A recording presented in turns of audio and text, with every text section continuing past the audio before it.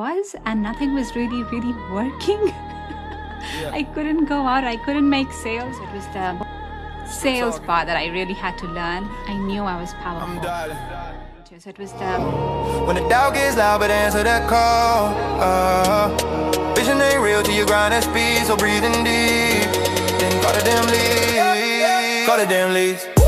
Hey, welcome back to Call the Damn Leads, the show by sales professionals for sales professionals. I'm your host, Drewbie Wilson.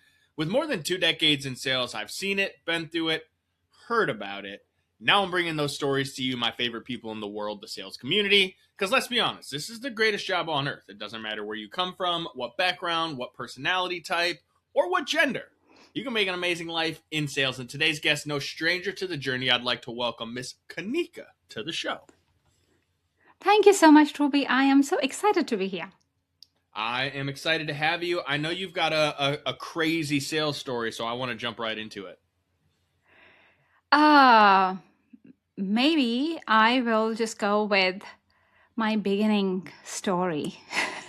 So I jumped from the corporate background to a coaching background because I was feeling called for it. I suppose as a lot of healers do. And that's when life was just, was it surprising, shocking? I felt called for it. And then here I was, and nothing was really working. I couldn't go out. I couldn't make sales. And so I went to all the ups and downs of a new business owner because you have a reality of bills to pay, of just wanting to have a good life. Didn't want to give up on life's joys. And yet I was in this business that was actually taking money rather than giving me money. And I was working very hard. So something had to change. So long and short of it, I actually started doing some sales courses. And thank goodness, because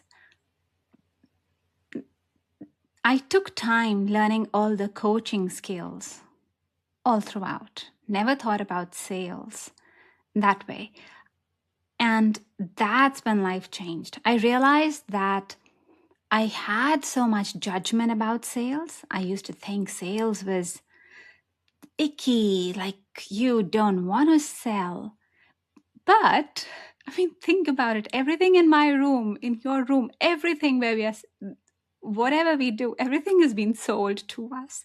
And when I could flip that sales is a service, and I could really understand the process of sales as serving the buyers, then things started to change. So from someone who was struggling to even sell clients and get them for $100, this is my crazy story.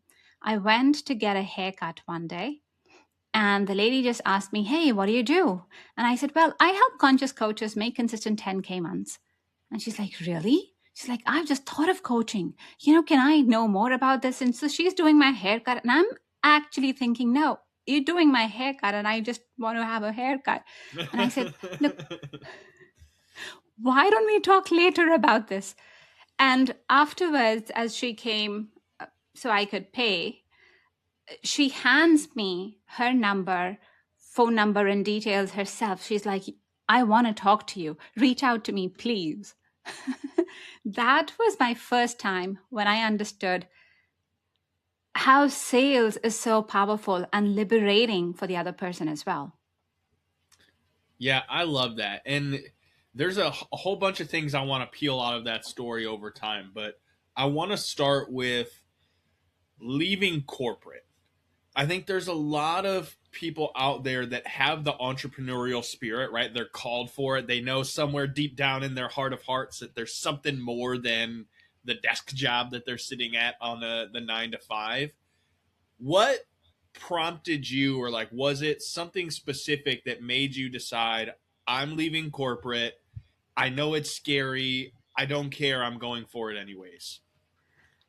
Oh, for me, it was a calling. It was just so much bigger than me. So if I rewind this, in my mid-30s, I was an engineer, an MBA, and I was really following the checklist of how life should be, as in how was it told by others. So I was married to supposedly the right person. I had done the right degrees, the certifications. I was pursuing highly ambitious jobs that seemed good.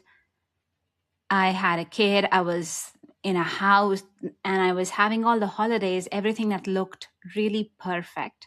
And I was in my mid 30s and feeling super disconnected and questioning my life. I didn't quite know what to do then because internally nothing was really working out for me. I was not happy. I was trying to put a brave face with a failing marriage. I was also pregnant with my daughter at the time. My son was 2 years old. And life seemed to be going okay on the one end. And I just wanted so much out of it. And then one day I woke up. My little baby inside me, she was supposed to be 31 weeks old. And there was just no movement. And I lost her. So I had to give birth to a stillborn baby. And that shocked and changed my world. There was so much grief to process. There was just no escape. Like I'd done it previously, there was no escape now. So that's how energy healing and all these modalities entered into my life. I'm a conscious coach. That's when I started tapping into this because I really wanted to connect with my daughter. And there were a couple of things that I did learn as I did connect with her. First, she told me it wasn't a fault that I lost her, that it was always meant to be this way. She literally came to wake me up. That was our agreement before she came, before I came on earth. And I did not fully know it then, but I understood it over time that she was actually initiating me on a path. So this might be a little woo-woo for the listeners, but she's my oracle reader from lifetimes ago. I was her progeny. And so there was work that we'd done together then. And now she was taking me back to what I was supposed to do. So for me, Kanika, the MBA person, the engineer person, this was still foreign and I was being shown everything little by little by little. The more I could step into it, like with a child, when you send them to school, you first send them to kindergarten. You don't tell them that they're going to graduate. They'll need to study geology or something at this level, right? It was just like that. And so as I kept growing into it and as I kept working with her and with other teachers, learning the tools, it just became more and more obvious what I wanted to do. So that's how coaching really happened, because it felt like such a deep purpose within me.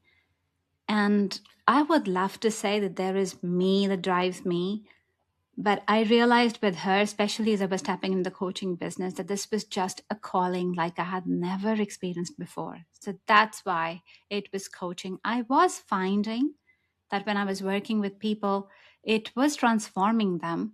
They were getting immense healing benefits. They were reshaping their lives. But I didn't fully know what I was getting into. So it was the sales part that I really had to learn. I knew I was powerful. First of all, thank you for sharing that story and being vulnerable. I'm sure it's difficult to relive that any time. And from the woo-woo side of this, I appreciate the lengths and level that you're willing to go to have trust that you inside are guiding you on the path that you're supposed to be in. All of these things are happening for a reason, right? The energy and that side is a little scary to think some people, and maybe they don't want to believe in the power of it. I can say I've done a lot of similar modalities to you. Probably we've done, different timelines and things like that, and going back and really forgiving parts of ourselves that we didn't even really know existed until you were in that moment. And so I really appreciate these kinds of stories because having personally experienced it, there are people who have a hard time accepting that there's more to their life. Like they're called for more. They're supposed to be doing more than where they are right now. And seeing that switch flip and being a part of that journey is such an amazing, powerful feeling. So I totally understand why you get that. You're like, oh my gosh, I'm called to do this. Like there's nothing else on this planet that I could do that I feel I could bring this level of impact. And I think the passion is what's really key. And the sales aspect of it, I would encourage anyone who's hearing this and being like, well, I'm really passionate and like I love what I do in helping people, but I don't want to be salesy and I don't want it to come across transactional. You just have to remember it's about the service first. And if you're truly there to help people and you're asking great questions and you're really, I'm going to say, digging in a way that just helps you understand, almost like a doctor. Not that we're doctors or have, any sort of those sorts of degrees or anything, but we can understand by peeling back the layers and asking questions. And so, Kanika, I'd be really curious for you, and you don't have to give away all the secret sauce because I know there's a lot of what you do it's special and it's layered. But at the beginning, let's just say somebody's hearing this. Maybe they're going through their own trauma situation right now. There's something in their life that's just, it's the hardest they've ever been, right? The pressure is more immense than it's ever been. What questions can that person start asking themselves to find that guiding light or that path, that energy that they're supposed to be falling into? That's a great question. I think start asking a couple of questions to just introspect. You can question your life purpose in a good way and thinking that the universe is your partner. So you could ask the universe in general, whatever your way of reaching the universe is, but you ask, hey, what is my life purpose? What am I meant to do? You can ask your friends, the ones that are really, really good, the ones who will pick your call at any time, those calls, those people, you reach out to them and you say, hey, what do you like about me? And why are you my friend? And at first they might just go like, you crazy. And why are you saying this? Then they might just blurb out something like, if you're really, really pushing them, they might just blurb out something like, well, you're reliable, you're always there for me, but still keep pushing till you get underneath something. And that is the true essence of who you are. That's what you're meant to do. So people might tell you that you inspire them. I always get that I'm non-judgmental and I'm so honest that people just feel seen. They could tell me anything and they feel seen and connected. And that is your purpose. That's what you're meant to do. Okay, I want to go deeper here because I have a feeling there are people hearing you say that and also they're shivering in their booties thinking about having to be seen publicly, right? Like, oh, I could never speak on a stage, or I don't know if I could go out and tell my story like that. I would have to imagine you've heard that before. What do you say to that? Yeah, thank you. So being seen here was that I help my clients be seen, or I help my friends be seen. They could be going through whatever time and they feel connected, that I can truly understand what they're saying. Sometimes it's the words that they've said, and sometimes it's not even the words that they've said, but I get the emotional depth underneath that. So it's giving them a space to be a little more vulnerable, essentially. Yes, people end up, it's always happened. People would say, oh, I've told you stuff that I've never told my parents. I've told you stuff that I don't tell my girlfriend. And we're not doing anything. And I'm like, oh, okay. And but I've always had that.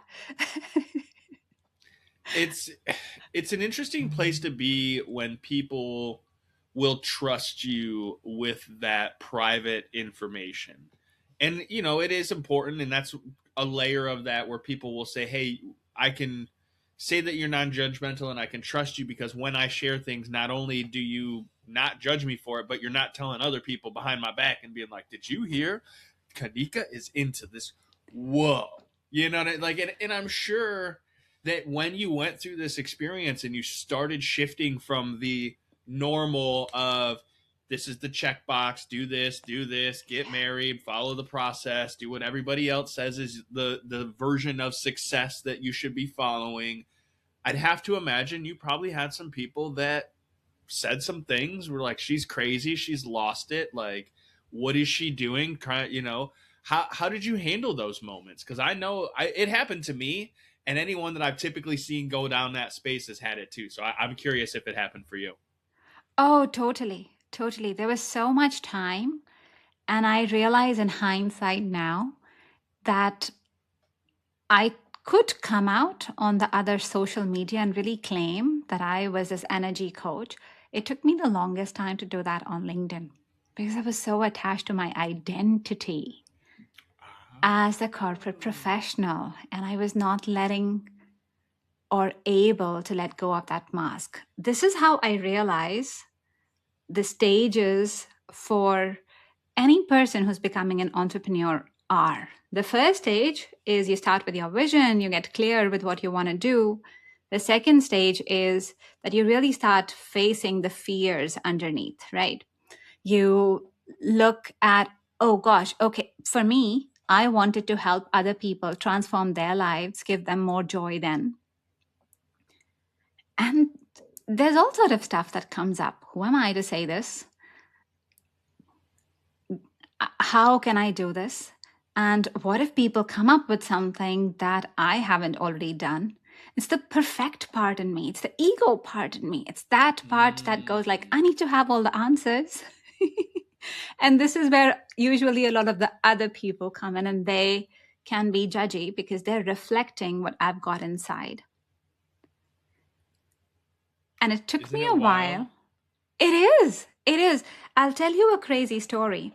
I had to go back to my office to just do farewell, to tell people. So how I quit my corporate job was I took a sabbatical and then just never went to work. So people did not really know that I was leaving, and I did not know then that I was leaving. So I had this farewell that I had to go, and I was so nervous about it before as I thought about this day, because I had not yet stepped up into my next level identity fully. Because there's this community of engineers, all these analytical people. I worked in the projects department. We are looking at the ROI of the project every day. And it did not make sense telling them that I have no business plan here and I have stepped into the coaching world. But I can imagine that was tough. Yeah. But before that happened, by the time that farewell actually played out, I had done this for so long and I had actually worn my next level identity that, imagine this, there was nobody who said, what the heck are you doing? Like, I remember talking to my GM, and he's like, hey, you're doing really great work. I'm inspired by what you were doing. If you feel like coming back, you're more than welcome to come here. But I think you'll be good. That's how well I was able to veer it by then. But was I good with it in the beginning? No. And the reason I ask is because there are a lot of our listeners who do go through these seasons, and they're like, I know I want to make a change. I'm ready to do something different. I'm a little bit nervous about what people are going to say or think. And it's always difficult because you can say it like, listen, people aren't thinking about you. I hate to say it that way, but like, they're not thinking about you. Yeah. They're thinking about themselves. And everyone I've ever met has always had the ego, that inner, desire to please and to be well respected, I think is kind of the look most of us are going for, right? And every now and then you meet somebody who jumps off the cliff and just says, you know what? Full send. We'll figure it out. I'll do this later, and we'll go there. And sometimes you fall and crash and burn, and you get a boo boo or two, and you got to put a Band-Aid on it, and you learn. And I think that's the biggest piece, is just every time you go through these experiences and you have these situations, you have to learn and take away something important from it. And I mean, we could probably sit here and nerd out for many, many hours on this topic, because I know this is something you go deep on, and I've gone very deep on from a sales perspective, because the psychology behind human energy and transference and getting people excited and motivated to take action, it is a layered process. So how do we find you, follow you, check out more of your content? Like, I'm sure this is just a small blip of the amazing things that you can teach us about all of the processes you do. How do we come check it out? Yeah, so you can find me at Kanika Energy Coach. I'm on LinkedIn, I'm on Instagram, and there's one crucial piece I'll say. So I help so many coaches become profitable. And here's the underlying shift that I find between that before and the after, like that time when they become successful. Successful could be meaning. Successful is money. Successful is getting more clients, having more impact. But what's that shift? That shift is truth. And we think we're saying the truth. It's that honesty. But truth really is about being inside what you want to be outside. It's having no distinction between that. So it is peeling off the layers inside. Think about the dissonance. Maybe there are relationships you need to peel off. Maybe there are parts of you, like you'd mentioned, that you need to integrate. But that's the truth. And that truth allows you to expansion. So that's where I find a lot of my clients have that inner block as well. There is a quiz that I've laid out for people, especially conscious coaches. It is at artoflifecenter.com/quiz. A 3-minute quiz. It diagnoses what's really going on with your sales. It's the first one that I know, because I work with both energy and strategy. And this is the first quiz that I know that really looks at the depth of what's really going on. It's not process oriented, but it also looks at the energy underneath, because you need to bring and wear your true self to sell. So it helps you, gives you a 3-minute diagnosis, quick area where to really focus to get your business profitable. I love that. I'll make sure we put that link in there. You'll probably see mine come through, because again, I'm always here to learn and trying to figure out how can I make that one little tweak that brings me more energy or gives me the ability to transfer the energy that I have, because I'm a pretty high energy guy. But how do I transfer that into the people around me that aren't feeling so high energy yet? And I just really appreciate today's conversation, because it is a different perspective around how to be successful with sales by thinking about it in terms of what energy are you bringing to the table? What are you doing to bring your energy level up? So Kanika, thank you again. This has been a blast. Thank you so much, Drewbie, for having me. This has been a blast as well. Listen, you guys know what to do. If you enjoyed the show, share it on social media, tag us, let the world know that you got some value, you spent a little bit of time, you learned something. Maybe you know somebody who has like really crappy energy and they're just down in the dumps right now. Send them this episode. You don't have to tell them, that they're feeling down in the dumps or have crappy energy. Like, don't do that. Just be like, hey, I heard this. I think you're really going to like it. Go check it out. Because that's what we're here to do. We want to spread the mission. We want to spread the word. And we want to help people. And if you have a story that could help another sales professional on their journey, head over to callthedamnleads.com/podcast. Send us your details. We'd love to have you on the show. While you're there, grab a hat, grab a sweatshirt, keychain, book, something. Support the movement, because you know what to do. Go pick up the phone. Call the damn leads. We'll see you guys next time. When the doubt gets loud, but answer that call. Vision ain't real till you grind at speed, so breathing deep. Then call the damn leaves. Call the damn leaves.